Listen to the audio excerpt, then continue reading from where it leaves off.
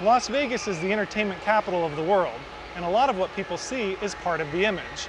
Like the magic shows that create illusions to trick your eyes, the perception that large strip resorts waste our water is a mirage.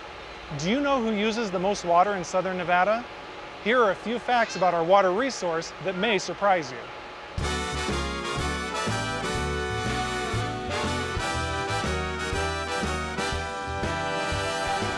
Las Vegas. It's flashy, it's bright, it's fun, and it attracts nearly 40 million visitors annually. The Las Vegas Strip is a popular destination with the finest restaurants, high-end shops, and endless entertainment. Both tourists and locals flock to see the famous Las Vegas Boulevard, to see dancing water fountains, ride a Venetian gondola through a hotel, and bask in the summer sun at trendy day pools. But appearances aren't everything, and what visitors may not realize is just how resourceful resorts are when it comes to water use. Mega resorts require significant amounts of water, but the industry as a whole accounts for less than 8% of total water use. Most resort water use occurs indoors, allowing SNWA agencies to capture, treat, and reuse it. With reuse factored in, the resort industry's total effect on our water resources is less than 3%. The fountains themselves obviously are going to evaporate a lot of water, and so it's true, they are water users, but we kind of distinguish the difference between a water feature, an ornamental water feature, and a water attraction. And so some of the biggest water features that you'll see in Las Vegas, such as the Bellagio fountains, the Mirage water feature, are really economic uses of water. When you look at the scale of those facilities though, the fountains are almost negligible. Most of the water going into a resort is going indoors, 75% of it, and all of that water is being recovered by the community for reuse. And so it's deceptive what kind of water footprint those resorts have.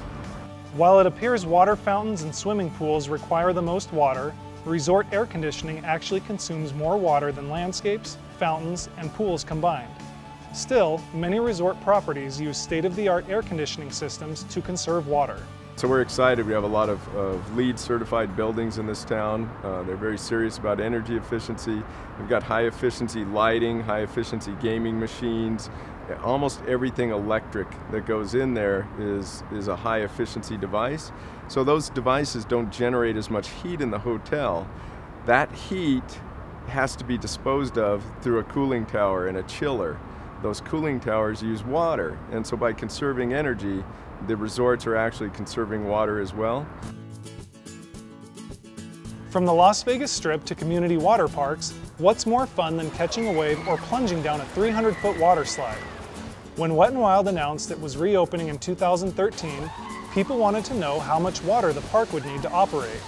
Truth be told, Wet n Wild and the recently opened Cowabunga Bay in Henderson utilize innovative design and new technologies to squeeze every drop of fun out of a gallon of water. Well, Wet n Wild does our best to make sure that we are responsible using the water. We have different features, for example, our filtration, which is state-of-the-art, which reduces the amount of water we dump down the sewer when we do our backwashing. I'm actually standing on top of one of our underground pools where we collect the water to recycle it and add the chemicals and filter it.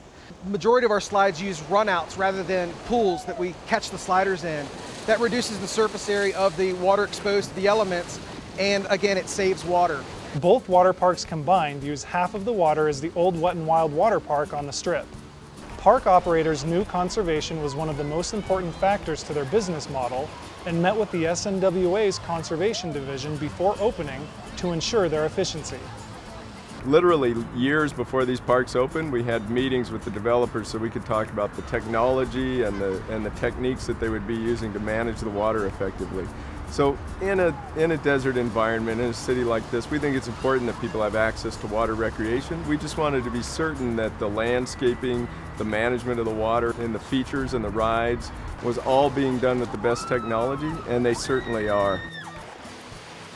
Well, it's very important for us to be good stewards of the environment. We want the guests that come here to not feel any guilt with using the facility. So, like I said earlier, we use a lot of different steps and procedures and processes to use as little water as possible while still making sure it's a fun environment.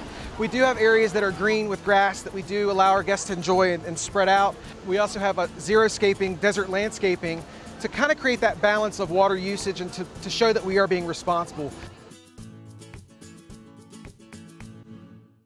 You might think washing dishes, taking baths, and doing laundry require the most water.